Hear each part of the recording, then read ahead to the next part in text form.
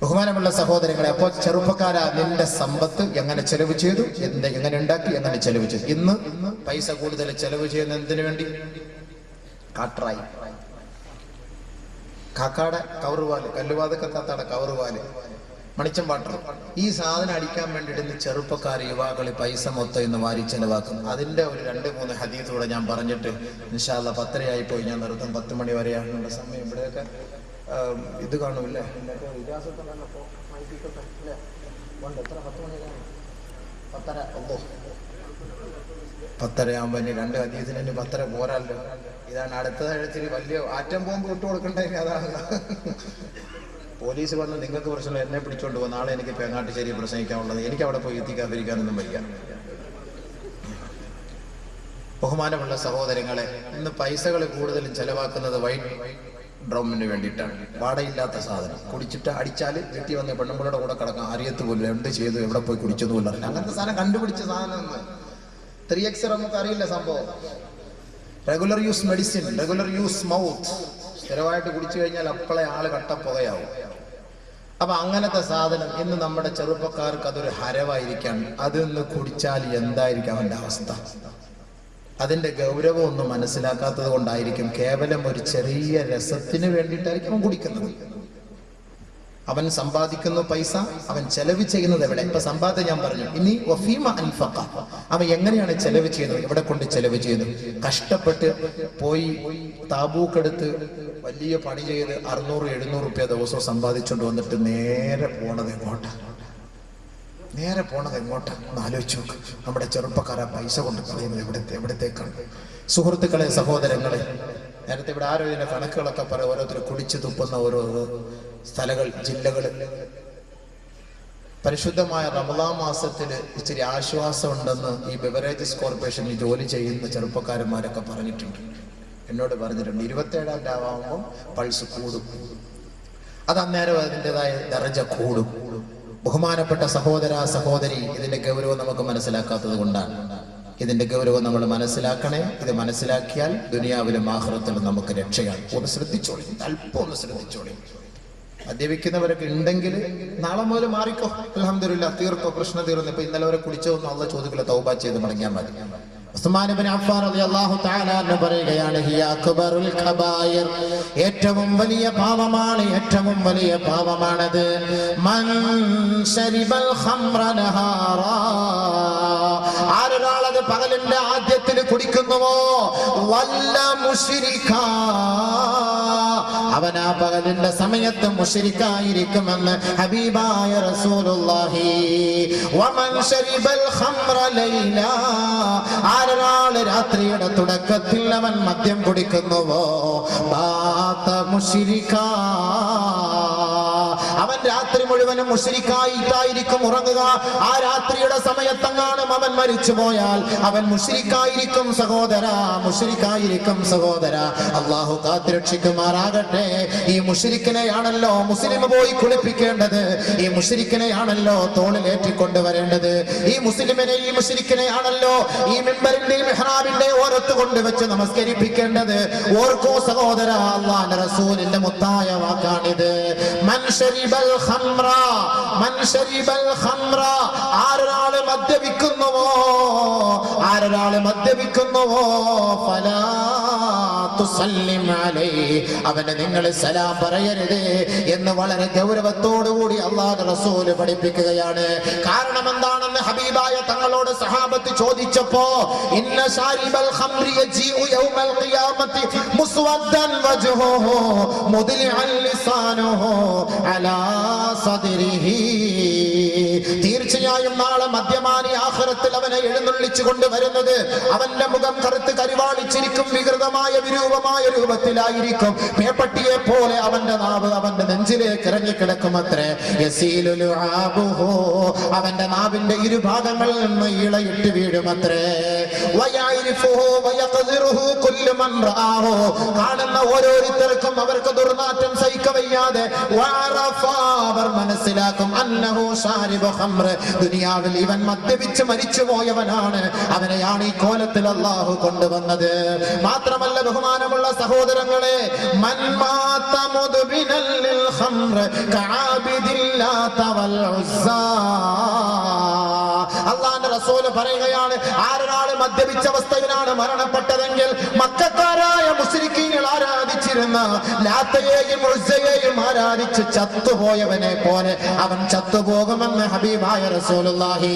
ഖീല ചോദിക്കപ്പെട്ടു, യാ റസൂലല്ലാഹ് അറഅയ്ത മുദ്മിനൽ ഖംർ ഹുവല്ലദീ ലാ യസ്തഫീഖു മിൻ ശുർബിഹാ. സ്ഥിരക്കുടിയനെ കുറിച്ചല്ലയോ നബിയെ പറഞ്ഞത്? മുഴുക്കുടിയന്മാരെ കുറിച്ചല്ലയോ പറഞ്ഞത്? വല്ലപ്പോഴും ഒന്ന് കുടിക്കുന്നത് കൊണ്ട് കുഴപ്പമില്ലല്ലോ ഹബീബേ എന്ന് സഹാബത്ത് ചോദിച്ചപ്പോ അല്ലാഹുവിന്റെ റസൂൽ മറുപടി പറഞ്ഞു, ലാ വലാകിൻ യശ്റബുഹാ ഹീന വജദഹാ വലൗ ബഅദ സിനീൻ. ആഴ്ചയിലോ ആണ്ടിലോ ഒരിക്കലെങ്കിലും കുടിക്കുന്ന കുടിയന്മാരെ, അവരെ കുറിച്ചാണ് അല്ലാഹുവിന്റെ റസൂൽ പറഞ്ഞത്. വല്ലപ്പോഴെങ്കിലും കുടിക്കുകയും സന്തോഷത്തിന്റെയോ കല്യാണത്തിന്റെയോ വിവാഹവേളയിലോ വിവാഹ സദ്യയിലോ വിരുന്ന് സൽക്കാരത്തിനോ നീ അല്പം മദ്യം കുടിക്കുമ്പോ ആ സമയത്തെങ്ങാനും തൗബ ചെയ്യാതെ നീ മരിച്ചു പോയാൽ അവന്റെ മുഖം വിവരണമാവുകയും അവൻ ലാത്തയെയും ഉസ്സയെയും ആരാധിച്ചവൻ ചത്തുപോയവനെ പോലെ അതേ പട്ടികയിൽ ഉൾപ്പെടുമെന്ന് ഹബീബായ റസൂലുള്ളാഹി. അന്ന ശർബത്തൽ ഖംർ ഇദാ അതൗ അലാ സിറാത്ത്.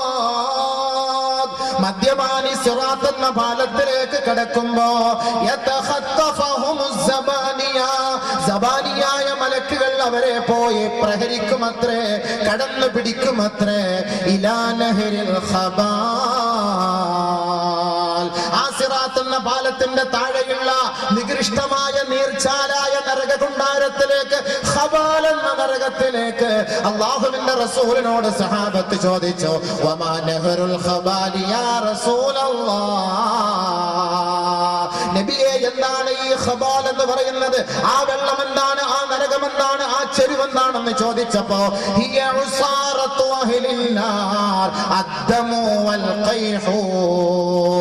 നരകവാസിനികളായ സ്ത്രീകളുടെ ശരീരഭാഗത്തിൽ നിന്നും അവരുടെ ഔറത്തിൽ നിന്നും ഒലിക്കുന്ന ചീഞ്ചലമാണ്, നികൃഷ്ടമായ ജലമാണ്. ആ ചീഞ്ഞഴുകിയ വെള്ളം തിളപ്പിച്ചുകൊണ്ട് മദ്യപാനിയെ കുടിപ്പിക്കുന്ന ഒരു നരകമത്രേ നഹറുൽ ഖബാൽ. സ്വർഗത്തിലേക്ക് കടക്കാൻ സിറാത്ത് എന്ന പാലത്തിലേക്ക് കയറുമ്പോ മാലാഖമാർ വന്ന് തള്ളി താഴേക്കിടുകയാ.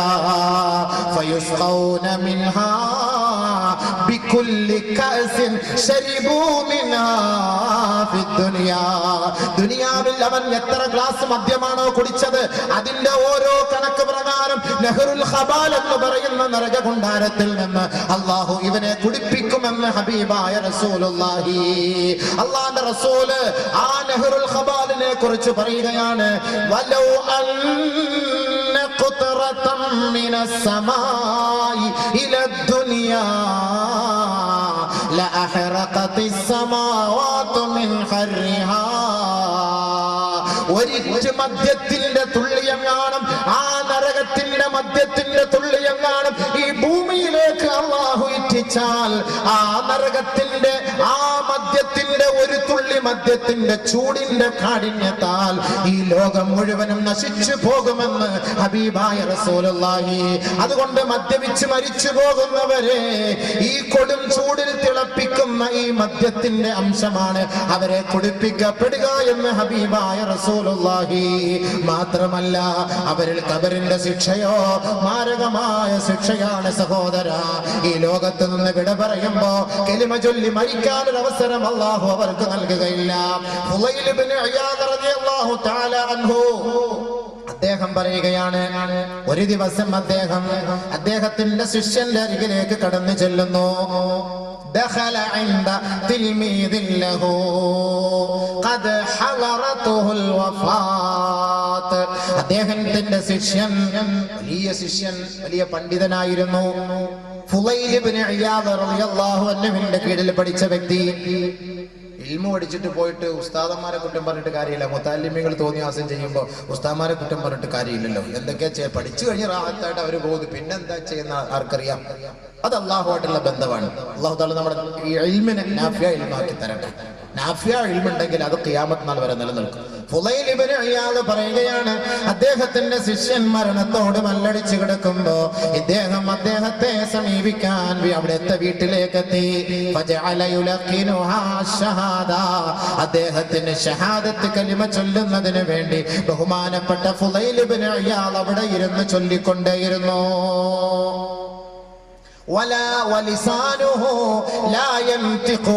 അദ്ദേഹത്തിന് ചൊല്ലാൻ കഴിയുന്നില്ല.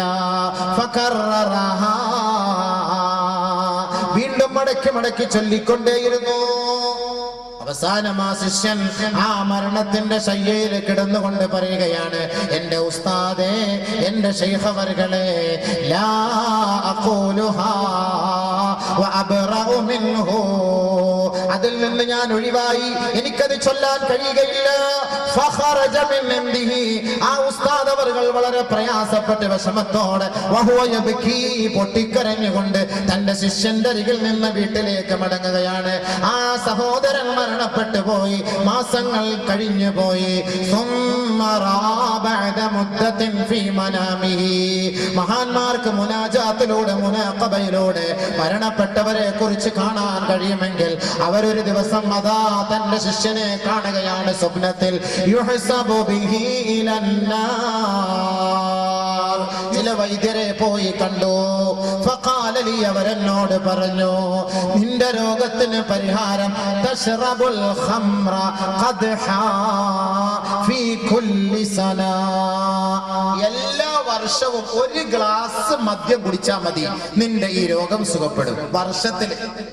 വർഷത്തിൽ ഒരു പ്രാവശ്യം നീ മദ്യം കുടിച്ചാൽ നിന്റെ രോഗത്തിന് ശിഫ കിട്ടും.